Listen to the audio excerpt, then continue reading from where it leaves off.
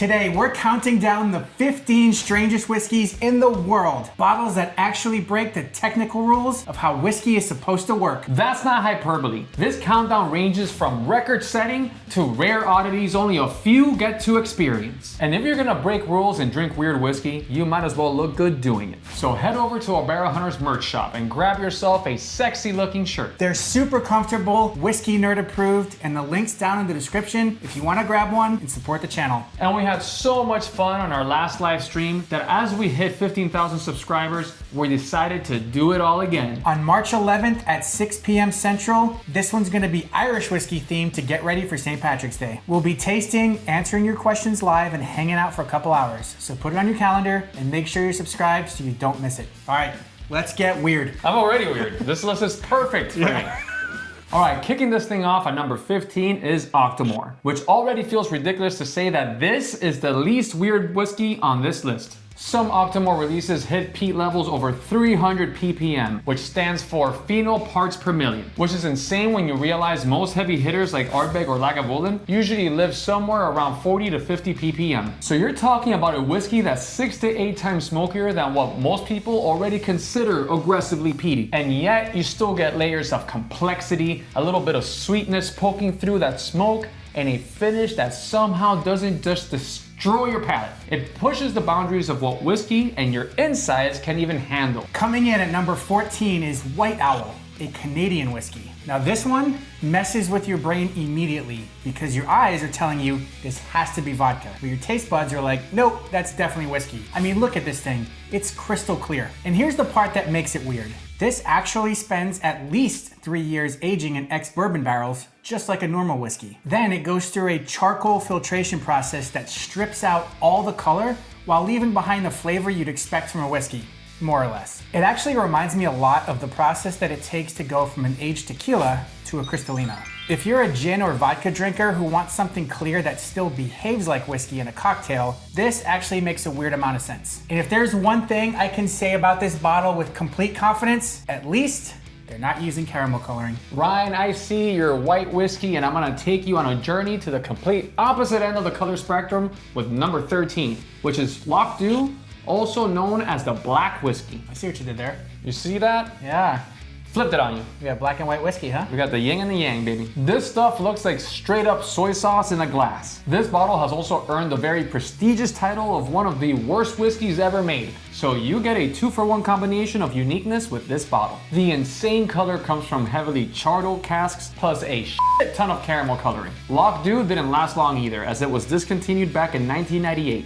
Even then, with all the stuff I just said about it, it still developed a cult following. These bottles still float around as collector items and will run you a few $100 if you're brave or just really curious. So if you enjoy notes like burnt rubber, licorice, and motor oil, congratulations, this might be your unicorn. Next up at number 12, we've got a Swedish single malt making the list, Mackmyra Svensk Rök. And I am sorry to all our Swedish friends out there if I just completely butchered that. This is one of those bottles where the weird factor is still very respectable. It's smoky, but instead of just using traditional peat, the malt is smoked with a combination of Swedish peat and juniper branches. So the flavor almost lands like a weird whiskey and gin mashup. You get smoke, obviously, but there's also this piney herbal thing happening that reminds me more of walking through a forest than standing next to a campfire. And that's not the only strange part. These casks are actually matured about 150 feet underground in a mine, which lets the whiskey age much more slowly in a super stable environment. Still very much whiskey, still very drinkable, but we're definitely starting to drift away from your standard whiskey profile. All right, we're keeping the smoke theme going, baby. Number 11 is Balcones Brimstone. This Texas thoroughbred is made from 100% blue corn, which on its own is already a little weird and definitely contributes to that big unique flavor profile. But that's not the strange part. Instead of getting smoky character from peat or from the barrel, Balcones smokes the actual distillate itself. Can you believe it? No! They take the liquid whiskey and expose it to smoke from Texas scrub oak that's been baked out in the burn your skin off Texas sun. So what you end up with is basically a smoke infused whiskey, like standing next to a barbecue pit smoker that's been running for 12 hours in the middle of August. Balcones is already known for towing the line and doing things their own way, but even by Balcones standards, this one is weird. At number 10, we've got seaweed and maple syrup and butterscotch and Christmas cake. I'm not even joking. That's the actual name of it. And that alone is enough to earn a spot on this list. And bonus points if anybody can come up with a good jingle. Seaweed and maple syrup and butterscotch and Christmas cake. All right, you're out. Now, a very interesting decision was made here to not only blend Islay and Speyside single malts together, but for some reason, they also decided to throw Scottish grain whiskey and Canadian whiskey into the same bottle. Why? I genuinely do not know. And the flavor absolutely reflects that chaos. You've got earthy peat, maple syrup sweetness, pepper spice, and fruit all fighting for attention at the same time. It's like somebody made you a pancake, and instead of just butter and maple syrup, they sprinkled a little pepper on it, threw a little dirt on there, and then blew cigarette smoke across the plate for good measure. And what's wild is they've got all kinds of different variations of this whiskey that are just as weird, but we picked this one as the official representative of the madness. I'm trying to come up with a jingle. Still? Yeah.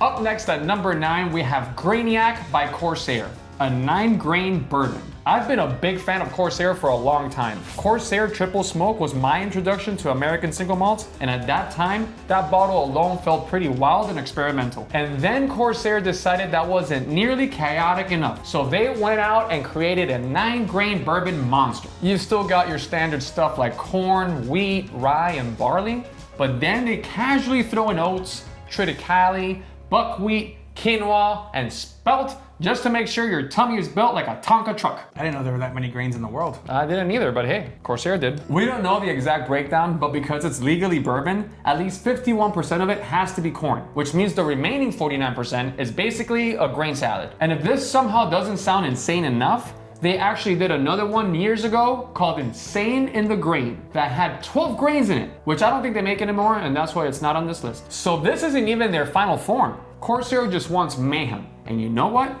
I'm here for it. All right, number 8 is Doin. And technically, this one isn't even a whiskey. It's classified as a single malt barley spirit because the production method is so strange, it doesn't actually qualify as a scotch. And the reason for that is where this thing is aged. They literally submerge the casks about 700 feet down into the infamous Loch Ness, just casually dropping barrels into a legendary monster lake just to see what happens. The whole experiment was to see how the insane pressure at that depth would affect the spirit over time. And Oxford University actually validated the process and concluded that the spirit's molecular composition did in fact change. Now, unfortunately, bottles of this stuff are extremely rare and pretty much only show up at auctions right now. But if you're watching this and you've somehow tried this bad boy, please tell us what it actually tastes like because we are dying to know. We've got whiskeys from all around the world on this list, and next up at number 8, we're heading down to Mexico with Abasolo. And I'm telling you right now, this tastes unlike any other whiskey that I have ever had. They made this from 100% ancestral cacahuacentle corn, which is basically an old school heirloom corn variety, and it's a big reason why this thing ends up with such a rich, almost buttery texture. Man, I didn't know what the hell kind of corn you were talking about there when you started off with caca. It's not just any caca, Ryan. It's cacahuacentle corn. Do you know how much I practiced to say that out loud? But what really cranks up the weirdness is that the corn goes through the process called nixtamalization, which has been used for over 4,000 years in Mexican cooking before corn gets turned into masa, then tortillas, tamales, and all these delicious foods that you get from abuelita. This process has never been used in whiskey before. They're essentially doing some straight up wizardry to the corn before it ever hits fermentation. And that chemical treatment changes how the starches break down, how the sugars behave, and ultimately how the spirit tastes, which gives this whiskey a profile that you just don't find anywhere else in the world. Number 6 might be one of the strangest collaborations we've ever seen in whiskey. George Dickel and Tabasco. Dickel, a very famous Tennessee whiskey brand, looked around one day and said, you know who we should pair with for our first ever collaboration? Tabasco. Naturally. Of course. Why not? Yeah. So either that or cacahuacentle. You know, I think we should start a band and call it that. The Cacahuacentles. I like that. Yeah. And that band will be experts at jingles. Apparently, Dickel decided its regular whiskey wasn't exciting enough anymore. So they asked themselves, what's a new and creative way to make someone's colon explode? And the answer was this. Dickel took their whiskey and aged it for 30 days in barrels that previously held Tabasco sauce. And because obviously that wasn't chaotic enough, Tabasco's original sauce is also distilled down into an essence that gets blended into the whiskey, ultimately creating a flavored whiskey with the extremely subtle name, Hot Dickel. I I mean, I guess in theory, you could use this for some kind of whiskey Bloody Mary situation, but in reality, this is one of the strangest brand crossovers we've ever seen. This feels less like product development and more like a prank that accidentally made it to market. Can we move on from this one? Because I'm starting to feel like I'm gonna gag a little bit. Do you want to see Eddie try some hot dickle? The only way to do that is if you join our Patreon. You'll be able to connect directly with us, provide video ideas and feedback, and a ton more cool stuff too. Go check it out. The number 5 strangest whiskey in the world today is Johnson Reserve Ascension. You know you've reached a pivotal point in life when Guinness World Records officially recognizes you for having the greatest variety of flavors, and that's exactly what this bottle did. Plenty of single malt scotches get finished in one cask, maybe 2 or 3 if they're feeling frisky. How many casks do you think this thing was finished in? If you guessed 6, 7, 12, or 25, you still wouldn't be close. The correct answer is 33. Everything from Mezcal to Armagnac to Marsala and Ruby Port. If there's a finishing barrel out there, this whiskey probably spent some quality time in it. Honestly, the only thing it didn't see was the inside of a Tabasco barrel. And thank God for that. And after all of that madness, this was a 12-year project that yielded roughly 40 bottles total, making this thing a full-blown collector's item. If you're someone who loves finished whiskeys, has a boatload of money, and believes more is more, this is absolutely the bottle for you. Oh, Eddie, I genuinely cannot believe this next bottle exists on planet Earth. Number 4 is called Floki Sheep Dung Smoked Reserve. In Iceland, congratulations, you made a shit whiskey. Kind of like how Abasolo pulls from centuries of traditional food prep, Floki is using an old Icelandic preservation technique where they dry and smoke barley. Not with peat, not with wood, but with dried out sheep dung. I kid you not, literal sheep. Yum, yum, yum, yum, yum, yum, yum. I love the taste of poop in my mouth. That's a good jingle. That's a good jingle. Hey! And apparently this was historically done because Iceland didn't have easy access to wood or peat. So this was the fuel source, which is fascinating from a cultural standpoint and absolutely unhinged from a whiskey standpoint. And if you're one of those people who's a visual learner, I'm telling you right now, you probably don't want to see this bottle ahead of time or even know what you're drinking. Your brain will absolutely convince you you're sipping the wrong kind of brown water. Ryan, you know what shocks me is that there are 3 other whiskeys out there that are weirder and perhaps more disgusting than a sheep dung whiskey.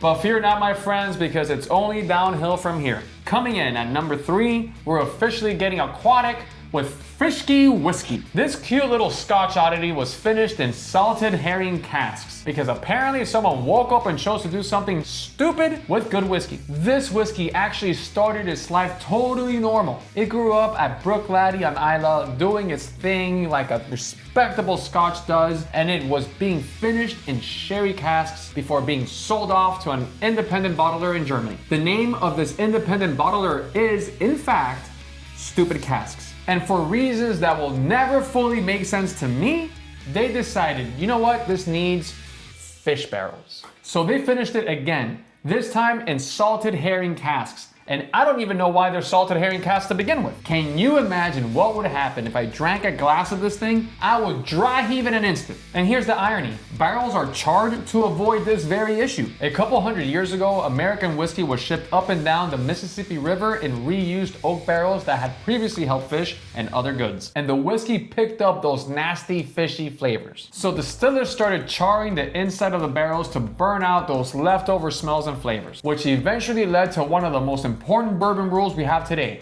Bourbon must be aged in new charred oak barrels. In other words, this problem was solved centuries ago. But nope, this German bottler named Stupid Casks decided to bring us back to the Stone Age. The number 2 strangest whiskey in the world is the Deer Slayer from Tamworth Distilling in New Hampshire. Just saying that out loud already feels like a warning label. Look, there are plenty of flavored whiskeys out there, and most of them stick to the usual stuff. Peanut butter, pineapple, blackberry, whatever, normal. And then Tamworth shows up and chooses violence. They said, screw vegans, we're making a venison flavored whiskey, because apparently pairing whiskey with steak wasn't efficient enough. They decided to just put the entire dinner inside the glass. It starts life as a wheat whiskey, and then it gets infused with a mixture of locally sourced venison, cranberries, juniper, mushrooms, peppercorns. You know what? I don't even know why I kept listing ingredients.